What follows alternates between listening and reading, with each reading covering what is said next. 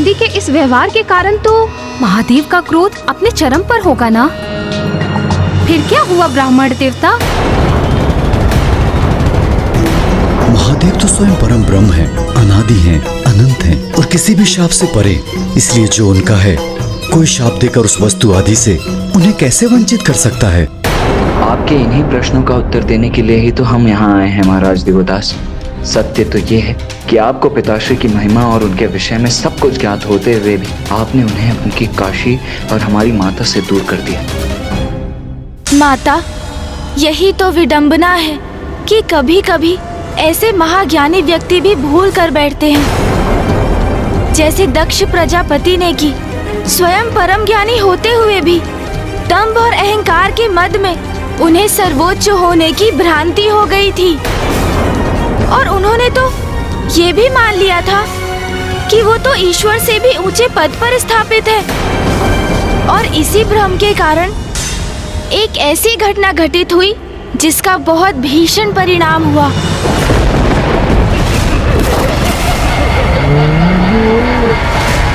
शांत हो जाओ सभी।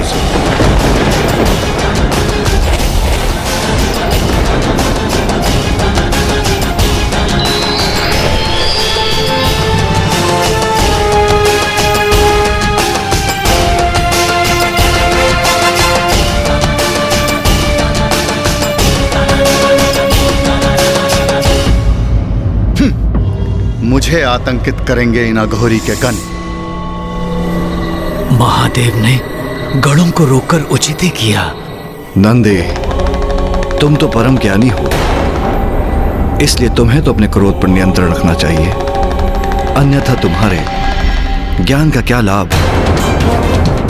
प्रभु, प्रजापति दक्ष अपनी सभी सीमाएं लांघ चुके थे, इसलिए मैं उत्तेजित हो गया। इन्होंने तो इतना दुस्साहस कर दिया कि आपको भी है। उन्होंने मुझे श्राप दिया। मैं इन कुलहीन, कुसंस्कारी, दुष्ट प्रवृत्तिधारी, शमशान में निवास करने वाले को श्राप देता हूँ। नंदी, तुम ये कैसे भूल गए कि कोई मुझे श्राप नहीं दे सकता? तुम कैसे भूल गए कि मैं ही यज्ञ हूँ, मैं ही यज्ञ कर्म हूं और यज्ञ के सभी साधन भी मैं हूं।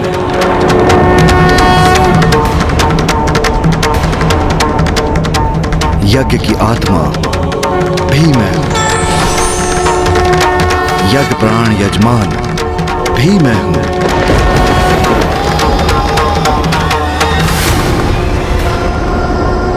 और जो यज्ञ से बहिष्कृत हैं वो भी मैं हूं।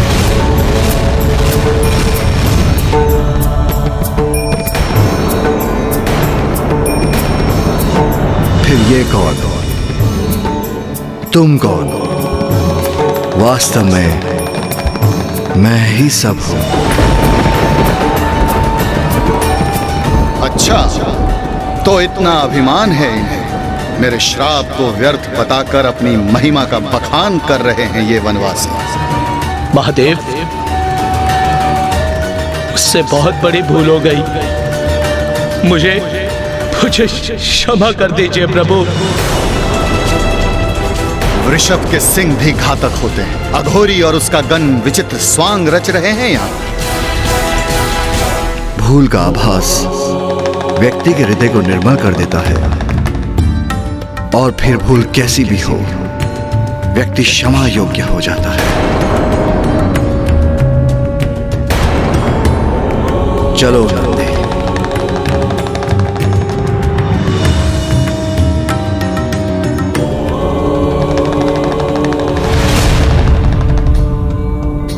अद्भुत! महादेव ने क्रोधित हुए बिना संसार का सबसे गुण रहस्य इतने सरल शब्दों में समझा दिया। तो क्या प्रजापति दक्ष उनके संदेश को समझ सके? नहीं माता, कुछ नहीं समझे। क्योंकि प्रजापति दक्ष तो अहंकार में इतने डूबे थे कि वो तो महादेव के समझाने के बाद भी नहीं समझ सके कि महादेव तो परम ब्रह्म है।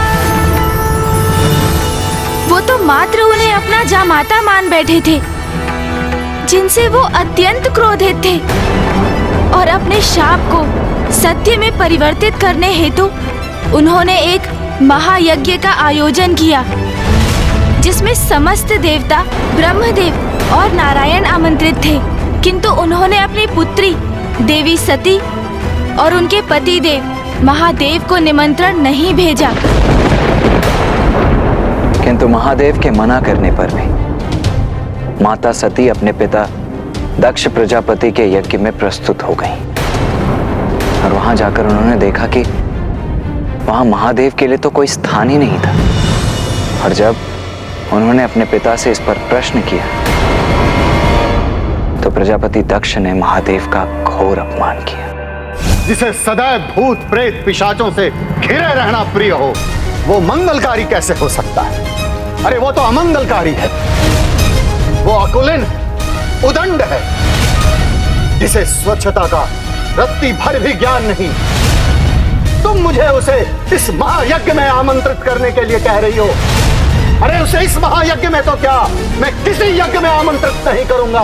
माता उस यज्ञ में गई ही क्यों, जहाँ वो आमंत्रित ही नहीं थी? माता, यही तो प्रभु की महालीला है। नंदी जी ने जो शाप प्रजापति दक्ष को दिया था, उसे तो पूर्ण होना ही था ना। मैं आपको श्राप देता हूँ कि आपके इसी अहंकार के कारण एक दिवस ऐसा भी होगा कि आपके शरीर पर आपका शीश नहीं, अज का शीश होगा। तो ये घटना उसी का निमित्त बनी। माता सती समझ चुकी थी कि एकमात्र प्रभु रौद्र रूप में ही दक्ष एवं उनके सहयोगियों का अहंकार मिटा सकते हैं, और महादेव का रुद्र रूप जागृत करने हेतु माता ने उसी महायज्ञ में स्वयं का दाह कर दिया। हे योगाग्नि, प्रकट हुई और अपने में समा के भस्म कर दीजिए मुझे।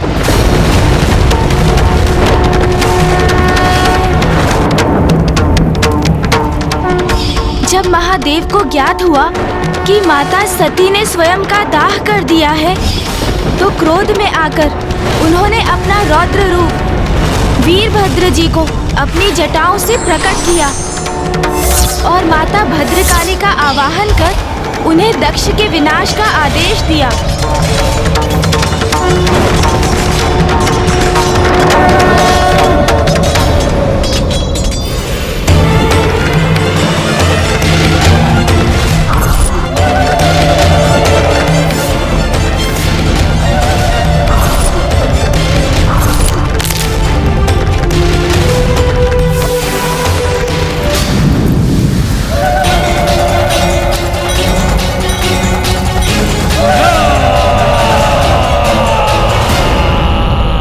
वहां अपनी संहार लीला के उपरांत वीरभद्र और माता भद्रकाली ने दक्ष प्रजापति के राजभवन से प्रस्थान कर दिया।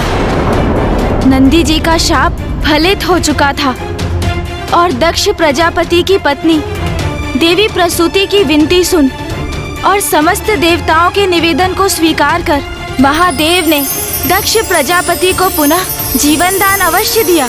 किंतु अब उनका शीश पूर्व की भांति नहीं, एक अज का शीश था। जहां एक और महादेव अपनी प्रिय देवी सती को खोकर शुद्ध और अशांत थे, वहीं दूसरी ओर वीरभद्र और माँ भद्रकाली अभी भी रोष से भरे आगे बढ़ते जा रहे थे। समय के साथ माँ भद्रकाली का क्रोध तो शांत हो गया, किंतु उन्हें आभास हुआ कि वीरभद्र अभी भी अत्यंत क्रुद्ध और रोष में थे, जिसके कारण सृष्टि में विनाश की स्थिति उत्पन्न हो चुकी थी।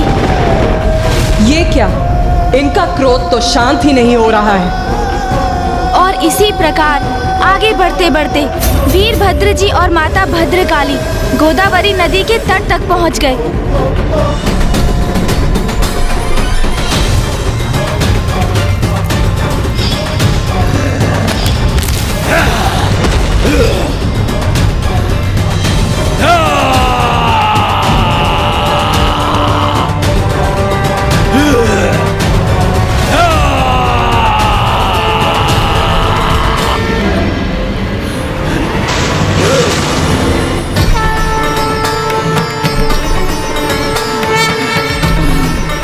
सती के देहावसान के पश्चात महादेव से उनके विलग होने के कारण ही वीरभद्र जी अत्यंत शांत और कुपित हो उठे थे और रोष से भरकर उनका अशांत मन सृष्टि में चारों ओर प्रलय मचा रहा था।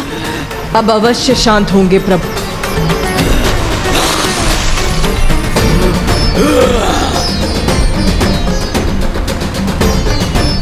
व्यर्थ है ये मेरा प्रयास। रक्त रंजित है मेरा तन, क्रोधित है मेरा मन, और वो ऐसे शांत नहीं होगा।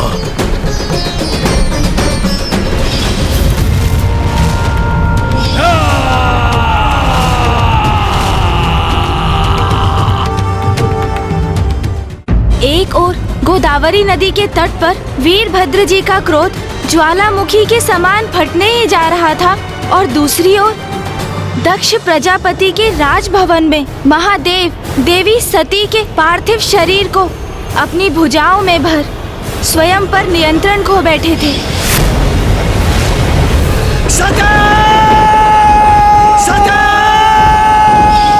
और उसके उपरांत आरंभ हुआ विनाश का तांडव। एक ओर वीरभद्र जी का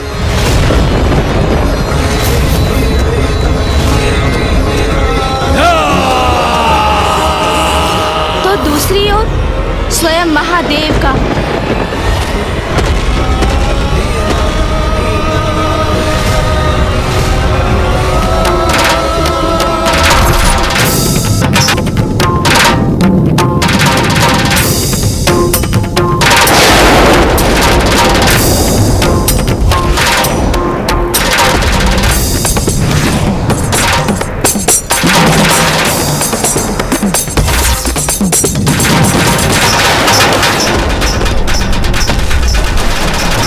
वीरभद्र जी और महादेव के तांडव से सृष्टि में सर्वनाश की स्थिति उत्पन्न हो गई थी और माता भद्रकाली को ज्ञात था कि वीरभद्र जी का तांडव रोकने के लिए उन्हें ही कुछ करना होगा। तब माता भद्रकाली ने वीरभद्र जी को शांत करने का निश्चय किया।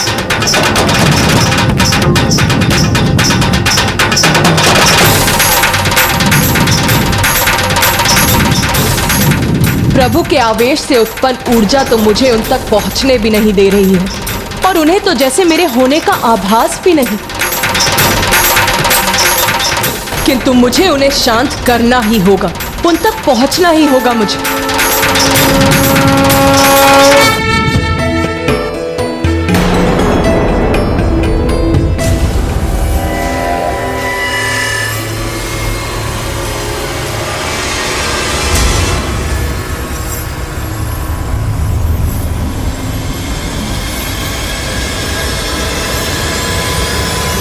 माता भद्रकाली जल में विलीन हो गई, किंतु इससे वीरभद्र जी का क्रोध कैसे शांत होने वाला था?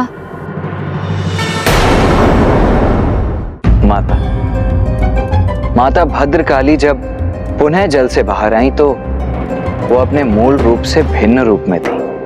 अर्थात ब्राह्मण देवता, क्या था उनका रूप?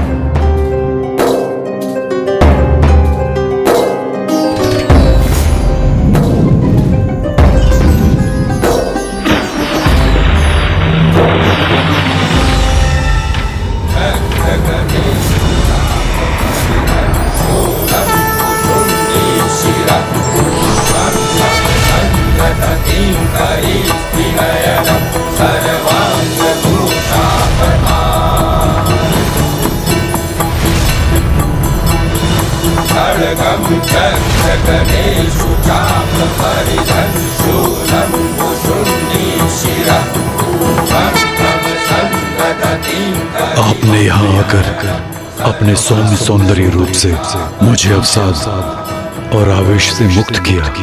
मैं आपका साथ पा सकूं, ये मेरी इच्छा है। कहिए देवी, क्या आप मुझसे विवाह करना स्वीकार करेंगी?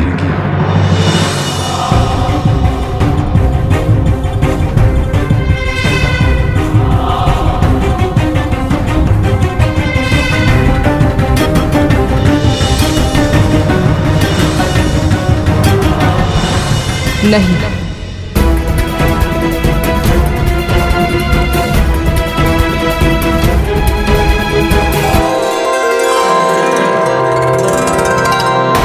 स्वामी, पाणी ग्रहण संस्कार के पूर्व आपको मेरा स्पर्श करने की अनुमति नहीं।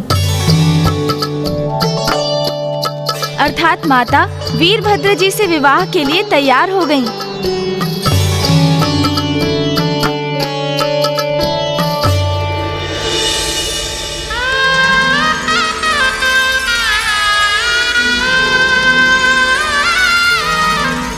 वीरभद्र जी और माता भद्रकाली जी का विवाह संपन्न हुआ और वो एक हुए। इस प्रकार माँ भद्रकाली ने क्रोधित एवं शुद्ध वीरभद्र जी का क्रोध पूर्णतः शांत कर दिया। और महादेव को कौन शांत करने वाला था? और उनका तांडव कौन रोकने वाला था? महादेव के रोष का तांडव तो तभी रुक सकता था जब माता सती का शरीर उनसे विलग होता। इसीलिए देवताओं ने श्री हरि नारायण से प्रार्थना की कि वो इस स्थिति में हस्तक्षेप कर उसे संभाले। श्री हरि नारायण के सुदर्शन चक्र ने माता सती के पार्थिव देह को 51 भागों में विभक्त कर महादेव से पृथक कर दिया और फिर माता सती के देह के अंश जहाँ जहाँ पृथ्वी पर गिरे वहाँ वहाँ शक्तिपीठ स्थापित हुए। एक और माता भद्रकाली से वीरभद्र जी का विवाह उनके शांत होने का कारण बना, तो वहीं दूसरी ओर देवी सती का संसार से लोभ उनके सौम्य रूप से रौद्र रूप में परिवर्तन का कारण बना।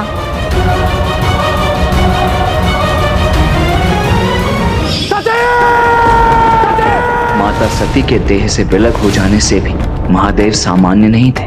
वो तो संसार से विरक्त होकर गहन समाधि में प्रवेश कर चुके थे, जो सृष्टि के हित में नहीं था। क्योंकि संसार के हित के लिए महादेव और माता आदि शक्ति का एक साथ रहना तो अनिवार्य है, तभी सृष्टि का संतुलन स्थापित रहता है। महादेव और माता शक्ति विलग होते हैं तो संसार का ह्रास होने लगता है।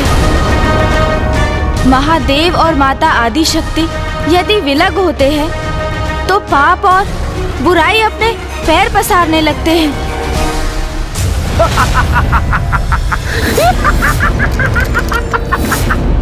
महादेव और माता आदि शक्ति के विलग होने से कभी कुछ भला नहीं हुआ है, ना तब और ना ही कभी और। अनर्थ? महादेव और देवी सती का विलग होना अर्थात महाअनर्थ। आप भी तो उनके विलग होने का एक कारण है राजा देवोदास।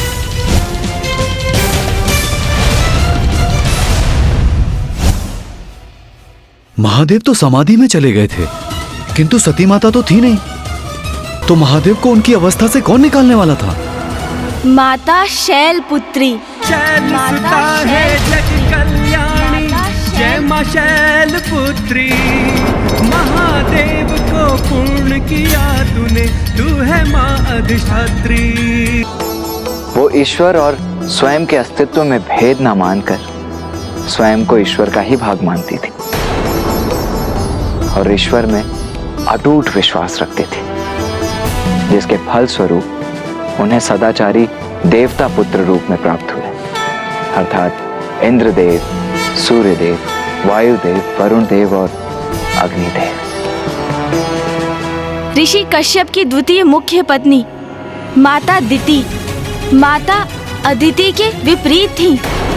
द्वैत भाव में विश्वास रखती थी वो, अर्थात उनके अनुसार तो उनका अस्तित्व तो ईश्वर से भी परे था और इसी कारण सांसारिक सुखों के प्रति उनकी प्रबल आसक्ति थी और इसीलिए उन्होंने धर्म की सत्ता को अस्वीकार करने वाले दुराचारी असुरों को जन्म दिया। उन्हीं की आसुरी संतानों में से एक था महाशक्तिशाली असुर वज्रंग।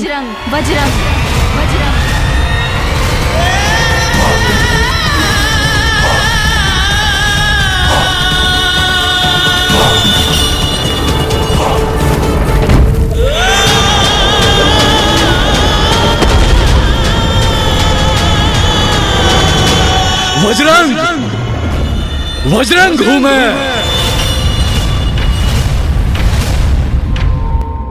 अर्थात जहाँ एक ओर ऋषि कश्यप देवताओं के जनक थे, दूसरी ओर अनाचारी असुर भी उन्हीं के संतान थे। हाँ माता, जहाँ एक और माता अदिति ईश्वर के साथ एकात्मता के भाव में लीन थी, वहीं माता अदिति सत्ता और शक्ति के लोभ से ग्रसित थी। माता का असंतोष, उनका लोभ उनके पुत्रों का भी स्वभाव बना, जिसमें प्रमुख था वज्रंग। फिर क्या हुआ? वही जो सदैव होता आ रहा है। वज्रंग ने अपनी कुयोजनाओं को साकार करने के लिए फिर घोर तपस्या की। ओम ब्रह्मदेवाय नमः। ओम ब्रह्मदेवाय नमः। ओम ब्रह्मदेवाय नमः। और फिर ब्रह्मदेव ने उससे प्रसन्न होकर उसे दर्शन दिए। वज्रंग ने वरदान स्वरूप उनसे अमृतत्व मांगा, किंतु ब्रह्मदेव ने उसके इस आग्रह को अस्वीकार कर दिया और तब वज्रंग ने वो वरदान मांग लिया जो सृष्टि के लिए अत्यंत ही घातक और विनाशकारी सिद्ध होने वाला था। तो फिर मुझे ये वरदान दीजिए प्रभु कि मैं स्वर्ग पर विजय प्राप्त कर सकूं। तथास्तु। इस वरदान से उसकी शक्ति और साहस में और भी वृद्धि हुई, जिसके साथ उसने स्वर्ग पर आक्रमण कर दिया।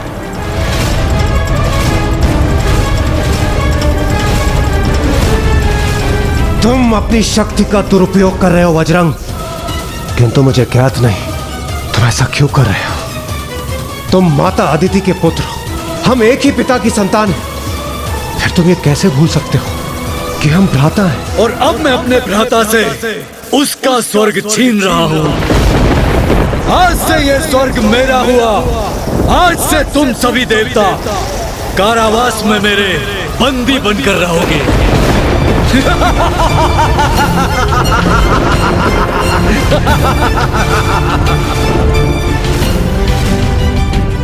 फिर क्या हुआ गुणेश जी? एक पिता ने अपने पुत्र से इस स्थिति में हस्तक्षेप करने का अनुरोध किया। प्रणाम पिताश्री। पुत्र कश्यप, वज्रंग अहंकार के वश में विवेक शून्य हो गया है। उसने अपने भ्राताओं देवताओं को बंदी बना लिया है। मैं चाहता हूं आप उसे समझाएं। ये अनुचित कृत्य करने से उसे रोकिए। उचित है पिताश्री। मैं पुत्र वज्रंग को समझाकर उसका विवेक जागृत करने का प्रयास करूंगा। तो क्या अपने पिता ऋषि कश्यप के समझाने पर वज्रंग उचित अनुचित का भेद समझ सका?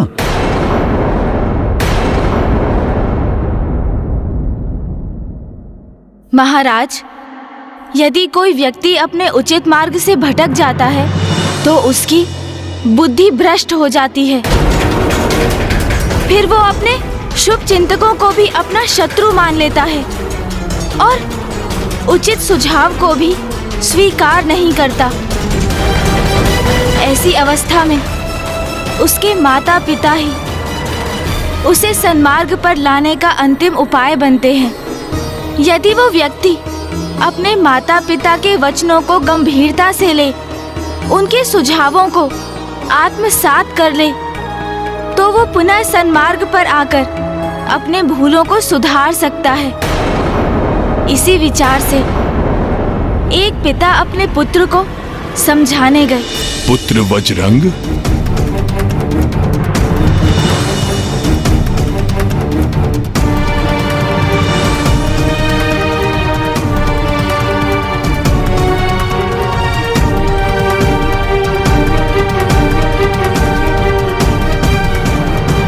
प्रणाम पिताश्री।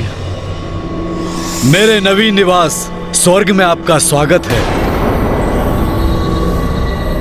और माताश्री क्यों नहीं आई?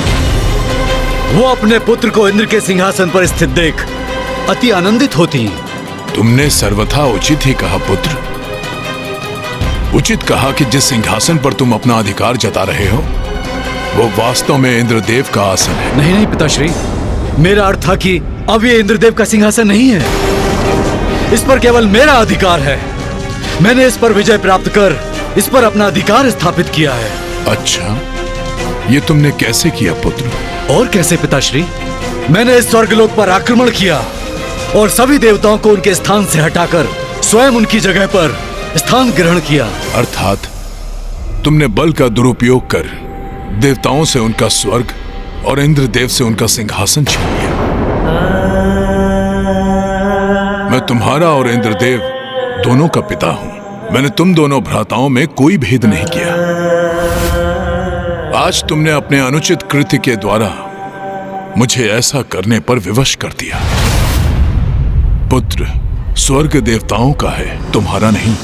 तुम इस आसन पर स्थित होकर स्वर्ग के अधिपति होने का ढोंग अवश्य कर सकते हो, किंतु वो ढोंग के सिवा और कुछ नहीं है। क्योंकि जो तुम्हारा नहीं है तुम उसे प्राप्त कर सदैव सुख और संतुष्टि के भाव से वंचित ही रहोगे।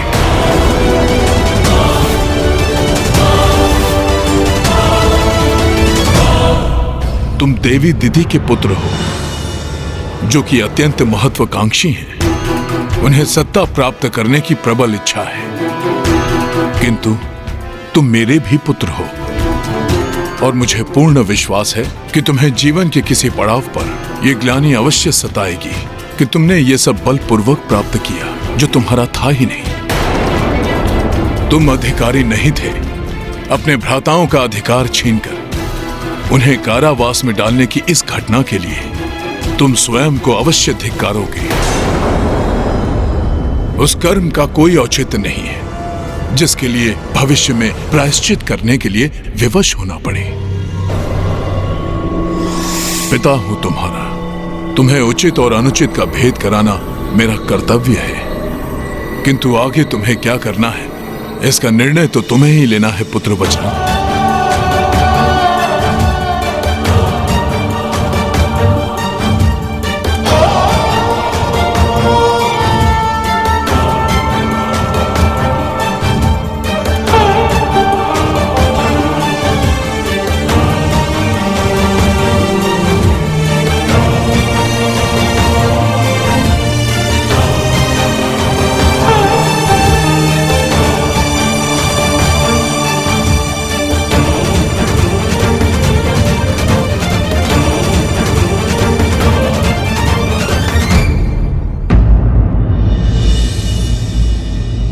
तुम इस आसन पर स्थित होकर स्वर्ग के अधिपति होने का ढोंग अवश्य कर सकते हो, किंतु वो ढोंग के सिवा और कुछ नहीं है। क्योंकि जो तुम्हारा नहीं है तुम उसे प्राप्त कर सदैव सुख और संतुष्टि के भाव से वंचित ही रहोगे।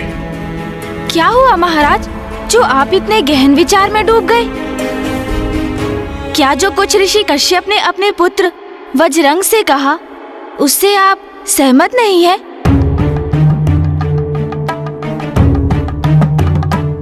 जिस पर व्यक्ति का अधिकार नहीं है तो उसे प्राप्त करना तो अनुचित ही है ना? अवश्य ब्राह्मण देवता, वो तो सर्वथा अनुचित ही है। किसी और का सिंहासन प्राप्त कर उस पर स्थित होकर स्वयं को राजा घोषित करना अंततः ढोंग ही है। ऋषिवर ने वज्रंग से जो भी कहा वो सर्वथा उचित था। किंतु मुझे विश्वास है वज्रंग ने सिंहासन लौटाया नहीं होगा, क्योंकि अंततः वो असुर ही है और असुर प्रवृत्ति न्यायोचित आचरण कहाँ करने देती है। यदि मन में स्वयं को सुधारने की इच्छा हो तो एक असुर भी स्वयं को सुधारने में सक्षम हो जाता है। बस आवश्यकता है तो सन्मार्ग पर आने की, उचित कर्म करने की प्रबल इच्छा की। लौटा दो उसे जिस पर तुम्हारा कोई अधिकार नहीं, जो तुमने किसी अन्य से प्राप्त किया है।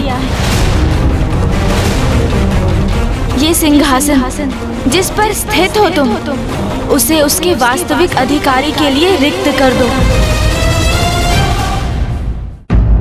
ये मुझे इंगित करके आप क्या कह रहे हैं गणेश जी? महाराज, ये वचन तो ऋषि कश्यप के थे अपने पुत्र के लिए। उसकी सद्बुद्धि जागृत करने हेतु ऐसा कहा था उन्होंने।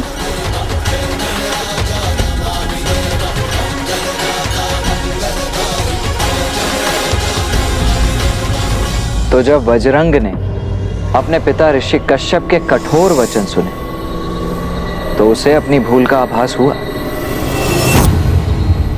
आइए भ्राताश्री, अपना उचित स्थान ग्रहण कीजिए।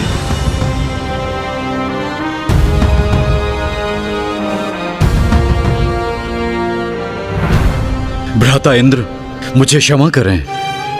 अपने सिंहासन पर विराजमान होकर अपना कार्यभार पुनः संभालें।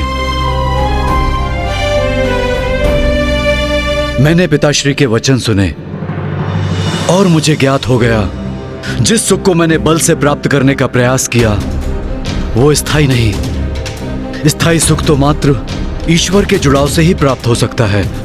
उसी प्रकार जिस प्रकार माता अदिति ने आपको ईश्वर भक्ति करने का मार्ग दिखाया,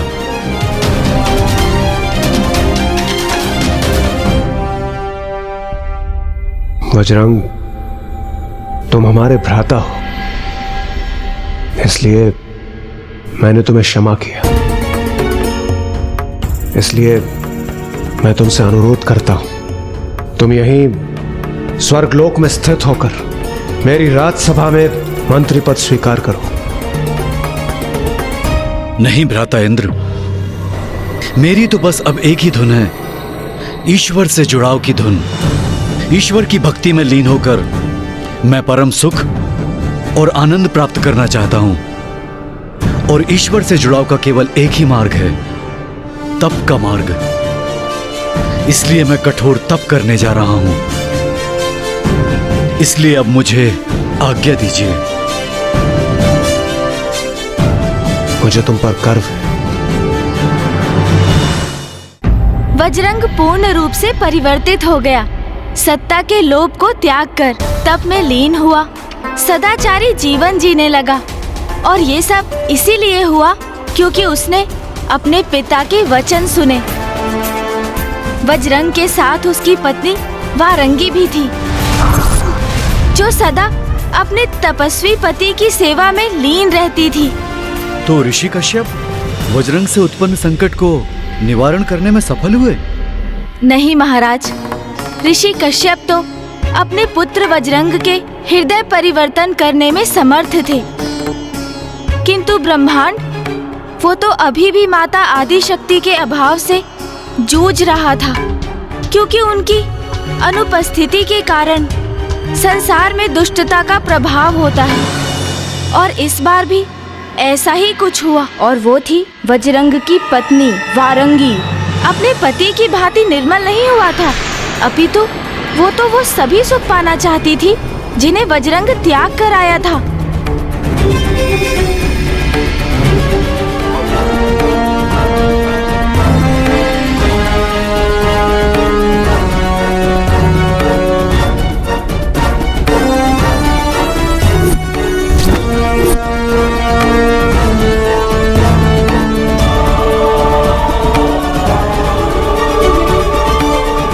देवी वारंगी,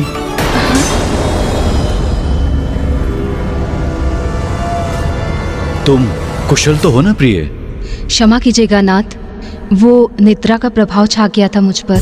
आप विश्राम कीजिए ना, मैं आपके पाँव दबा देती हूँ। तुम मेरी कितनी सेवा करती हो, मैं भी तुम्हें कुछ प्रदान कर पाता तो कितना उत्तम होता।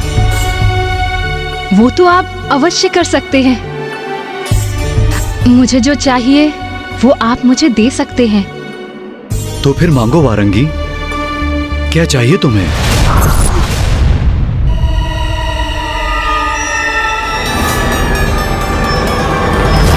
सर्वप्रथम आप मुझे एक वचन दीजिए कि मैं जो भी मांगूंगी वो आप मुझे अवश्य देंगे। मैं तुम्हें वचन देता हूं।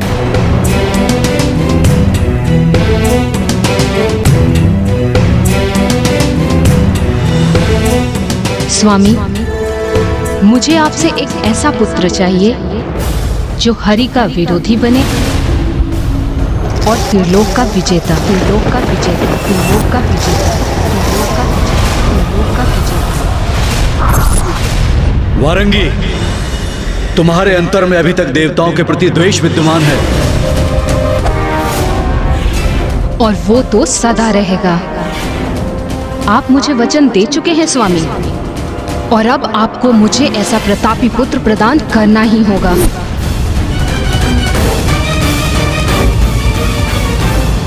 वज्रंग अपनी सभी इच्छाओं को साध कर प्रभु में लीन होकर कठोर तप कर रहा था, किंतु उसकी पत्नी अभी भी देवताओं से घृणा करती थी।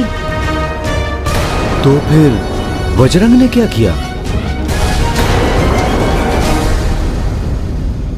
वही जो पूर्व में उसने स्वयं के लिए किया, अब उसने अपनी पत्नी के लिए किया, कठोर तप।